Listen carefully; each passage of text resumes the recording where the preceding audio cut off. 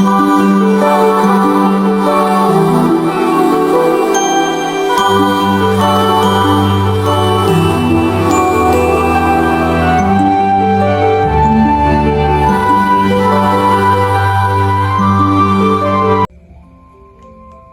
semuanya, perkenalkan, saya Nihlani Rafi'ah dari kelas 11 Sains 1. Kali ini, saya akan menjelaskan tentang regulasi zat dalam peredaran darah. Sistem peredaran darah manusia. Fungsinya untuk mengedarkan darah, oksigen, dan nutrisi ke seluruh tubuh. Sistem peredaran darah memiliki 3 bagian utama. Yang pertama, jantung, yang kedua, pembuluh darah, dan yang ketiga, darah itu sendiri. Yang pertama, jantung. Jantung berfungsi sebagai pompa untuk mengalirkan darah ke seluruh tubuh. Jantung memiliki 4 ruang, 2 serambi dan 2 bilik. Yang pertama, serambi kanan menerima darah kaya karbon dioksida dari seluruh tubuh melalui vena cava superior dan inferior. Lalu, mengalirkan darah ke bilik kanan melalui katup trikuspid. Yang kedua, bilik kanan menerima darah dari serambi kanan, memompa darah ke paru-paru melalui arteri pulmonalis untuk gas O2 masuk dan CO2 keluar. Yang ketiga, serambi kiri menerima darah beroksigen dari paru-paru melalui vena pulmonalis. Selanjutnya, mengalirkan darah ke bilik kiri melalui katup bikuspid atau mitral. Yang keempat, bilik kiri memompa darah beroksigen ke seluruh tubuh melalui aorta. Dinding bilik kiri paling tebal karena harus menahan tekanan tinggi untuk memompa darah ke seluruh tubuh. Penyusun jaringan darah. Darah adalah cairan khusus yang sebagian besar terdapat di dalam pembuluh darah. Penyusunnya terbagi menjadi 2, yaitu sel-sel darah dan plasma darah. Macam sel-sel darah pada manusia yaitu sel darah merah, eritrosit, sel darah putih, leukosit, dan keping darah, trombosit. Yang pertama, sel darah merah berbentuk cakram pipih, tidak berongga, dan berwarna merah karena mengandung protein hemoglobin. Berfungsi untuk membawa oksigen, nutrisi, dan partikel sisa. Yang kedua, sel darah putih berbentuk bulat dengan inti yang jelas, berbentuk mikroskopis dan beragam jenisnya, berfungsi untuk melawan penyakit dan melindungi tubuh dari infeksi. Yang ketiga, trombosit berbentuk tidak beraturan dan tidak berinti saat tidak aktif, seperti kepingan kecil berbentuk cakram, berfungsi untuk membantu proses pembekuan.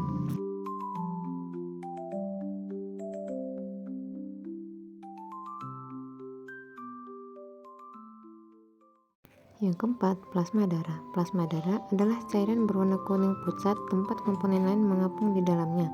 Cairan ini tersusun dari air sekitar 92% dan 8% adalah komponen seperti protein, garam, glukosa, dan lain-lain. Pembuluh darah. Ini adalah tabung atau saluran yang membawa darah ke seluruh tubuh. Ada 3 jenis pembuluh darah yaitu vena, arteri, dan kapiler. Yang pertama, arteri memiliki dinding paling tebal di antara ketiganya, memungkinkannya menahan tekanan tinggi yang dihasilkan oleh jantung. Tidak memiliki katup sepanjang pembuluh karena tekanan kuat dari jantung memastikan aliran satu arah, memiliki klep hanya satu pada pangkat nadi. Memiliki dinding paling tipis sehingga zat seperti oksigen dan gula dapat melewati dindingnya, masuk atau keluar dari darah. Berada di seluruh jaringan tubuh untuk mengalirkan dan menyerap zat. Yang ketiga, vena tidak terlalu berotot dan elastis dibandingkan dengan arteri, sehingga darah dapat mengalir melaluinya dengan tekanan rendah. Memiliki katup khusus yang membantu darah mengalir satu arah. Memiliki banyak klep di sepanjang pembuluh darah. Peran arteri membawa darah yang dipompa dari jantung ke seluruh tubuh. Peran kapiler membantu pertukaran zat di antara darah dan jaringan. Peran vena membawa darah dari seluruh tubuh kembali ke jantung. Mekanisme pembekuan darah. Pengertian, proses kompleks yang melibatkan serangkaian reaksi kimia untuk menghentikan pendarahan saat terjadi luka pada pembuluh darah. Mekanisme pembekuan darah terbagi menjadi 4 bagian utama, yaitu Yang pertama, vasokonstriksi. Saat pembuluh darah mengalami cedera, otot-otot di dinding pembuluh akan merespon dengan menyempit atau berkontraksi. Penyempitan ini berfungsi untuk mengurangi aliran darah yang keluar dari pembuluh darah yang rusak, serta memberikan waktu untuk proses selanjutnya. Yang kedua, pembentukan sumbat trombosit. Trombosit, kepingan darah, akan menempel pada dinding pembuluh darah yang rusak dan saling menempel untuk membentuk sumbat sementara. Sumbat ini adalah langkah pertama untuk menutupi luka. Yang ketiga, kaskade koagulasi. Ini adalah serangkaian reaksi kimia kompleks yang melibatkan protein khusus yang disebut faktor pembekuan. Rangkaian ini akan mengubah sumbat trombosit yang rapuh menjadi bekuan yang lebih stabil. Yang keempat, pembentukan sumbat fibrin. Hasil dari kaskade koagulasi adalah pembentukan benang-benang protein yang kuat, yaitu fibrin. Fibrin ini membentuk jaringan yang menjebak lebih banyak trombosit dan sel darah lain sehingga menciptakan bekuan darah yang kokoh untuk menghentikan pendarahan secara permanen. Struktur jantung. Struktur jantung ada 3, yaitu ruang jantung, katup jantung, dan lapisan dinding jantung. Yang pertama, ruang jantung. Ruang jantung dibagi menjadi 4 bagian. Yang pertama, serambi kanan atau yang biasa disebut atrium kanan. Fungsinya menerima darah miskin oksigen dari seluruh tubuh.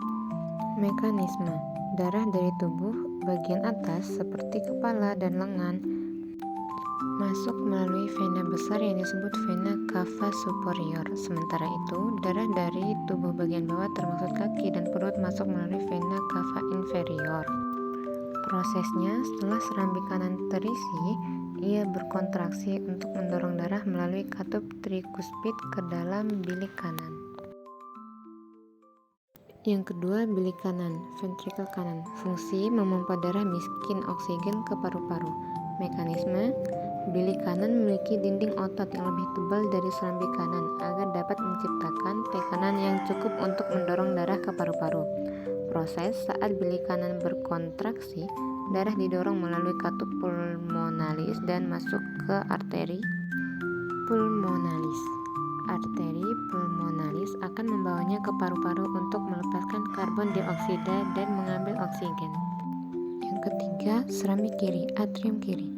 Fungsi menerima darah kaya oksigen yang kembali dari paru-paru. Mekanisme, darah yang sudah diperkaya oksigen di paru-paru akan kembali ke jantung melalui vena pulmonalis. Proses serambi kiri berfungsi sebagai ruang penampungan sebelum darah diteruskan ke bilik kiri. Setelah terisi, serambi kiri berkontraksi untuk mendorong darah melalui katup mitral ke bilik kiri. Yang keempat, bilik kiri ventrikel kiri. Fungsi memompa darah kaya oksigen ke seluruh tubuh. Mekanisme, bilik kiri memiliki dinding otot yang paling tebal dan paling kuat di antara semua ruang jantung. Hal ini diperlukan untuk menghasilkan tekanan tinggi agar darah dapat mencapai seluruh organ dan jaringan tubuh. Proses saat bilik berkontraksi, darah didorong melalui katup aorta ke aorta, pembuluh darah utama yang mendistribusikan darah kaya oksigen ke seluruh tubuh. Yang kedua, katup jantung. Katup memiliki 4 bagian. Yang pertama, katup trikuspid, letak di antara serambi kanan dan bilik kiri. Fungsinya memastikan darah kotor dari serambi kanan mengalir ke bilik kanan dan mencegahnya kembali saat bilik kanan memompa darah ke paru-paru. Yang kedua, katup pulmonal, letak di antara bilik kanan dan pembuluh darah arteri pulmonalis. Fungsi membuka untuk mengalirkan darah kotor dari bilik kanan menuju paru-paru dan menutup rapat untuk mencegah darah mengalir kembali ke bilik kanan. Yang ketiga, katup mitral, letak di antara serambi kiri dan bilik kiri. Fungsinya memastikan darah bersih dari serambi kiri mengalir ke bilik kiri dan mencegahnya kembali saat bilik kiri memompa darah ke seluruh tubuh. Yang keempat, katup aorta, letak di antara bilik kiri dan pembuluh darah utama aorta. Fungsinya membuka untuk mengalirkan darah bersih dari bilik kiri ke seluruh tubuh melalui aorta dan menutup rapat untuk mencegah darah kembali ke bilik kiri. Yang ketiga, lapisan dinding jantung. Lapisan utama dinding jantung yang pertama, endokardium, lapisan paling dalam yang melapisi seluruh ruang jantung, termaksud keempat serambi, bilik, dan katup jantung. Terbuat dari jaringan epitelium yang halus dan tipis untuk memastikan aliran darah tidak terhambat. Yang kedua, miokardium, lapisan tengah yang merupakan lapisan tertebal dari dinding jantung, tersusun dari otot jantung yang bertanggung jawab atas kontraksi dan relaksasi jantung. Ketebalan miokardium bervariasi di setiap ruang jantung. Bagian bilik kiri memiliki miokardium paling tebal karena harus memompa darah ke seluruh tubuh. Yang ketiga, epikardium, lapisan terluar dari dinding jantung, merupakan lapisan dalam dari perikardium serosa yang menempel langsung pada otot jantung. Mekanisme peredaran darah. Sistem peredaran darah dibagi menjadi dua bagian, yaitu peredaran darah kecil dan peredaran darah besar. Darah meninggalkan bilik kanan. Darah yang kaya karbon dioksida dipompa keluar dari bilik kanan jantung. Yang kedua, menuju arteri pulmonalis.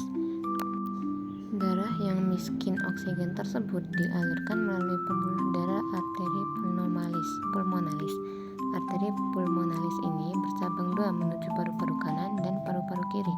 Yang ketiga, masuk ke paru-paru.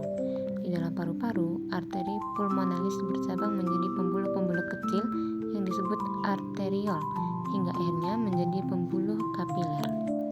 4. Terjadi pertukaran gas. Di dalam kapiler paru-paru terjadi proses pertukaran gas antara darah dan udara di alveolus. Darah melepaskan karbon dioksida dan mengikat oksigen. Darah yang sekarang kaya oksigen disebut teroksigenasi. Yang kelima, menuju vena pulmonalis. Darah yang kaya oksigen kemudian dikumpulkan oleh pembuluh venula yang akhirnya membentuk 4 vena pulmonalis utama. Yang keenam, kembali ke serambi kiri. Vena pulmonalis akan membawa darah yang kaya oksigen ini kembali ke jantung, tepatnya ke serambi kiri. Yang kedua, sistem peredaran darah besar. 1. Bilik kiri jantung memompa darah. Setelah darah kaya oksigen dari paru-paru masuk ke serambi kiri dan diteruskan ke bilik kiri, otot bilik kiri akan berkontraksi untuk memompa darah keluar. Yang kedua, melalui aorta. Darah dipompa keluar dari bilik kiri menuju pembuluh darah terbesar dalam tubuh, yaitu aorta. Yang ketiga, menuju arteri. Dari aorta, darah mengalir melalui pembuluh nadi utama yang bercabang menjadi pembuluh-pembuluh yang lebih kecil dan menyebar ke seluruh tubuh. Yang keempat, pertukaran di kapiler. Darah mengalir ke pembuluh kapiler yang sangat halus di seluruh organ dan jaringan tubuh. Di sini terjadi pertukaran gas, oksigen, dan nutrisi dilepaskan ke sel-sel tubuh, sementara karbon dioksida dan sisa metabolisme diambil oleh darah. Yang kelima, darah kembali ke jantung melalui vena. Setelah melepaskan oksigen, darah yang kini kaya karbon dioksida akan dikumpulkan oleh pembuluh darah kecil yang kemudian mengalir ke pembuluh balik utama. 6. Masuk ke serambi kanan. Melalui vena, darah akan kembali menuju jantung dan memasuki serambi kanan. Kelainan dan penyakit pada sistem peredaran darah, beberapa di antaranya. Yang pertama, penyakit jantung koroner. Yang kedua, anemia. Yang ketiga, leukemia. Yang keempat, hemofilia. Yang kelima, trombositopenia. Yang keenam, polisitemia vera, dan lainnya.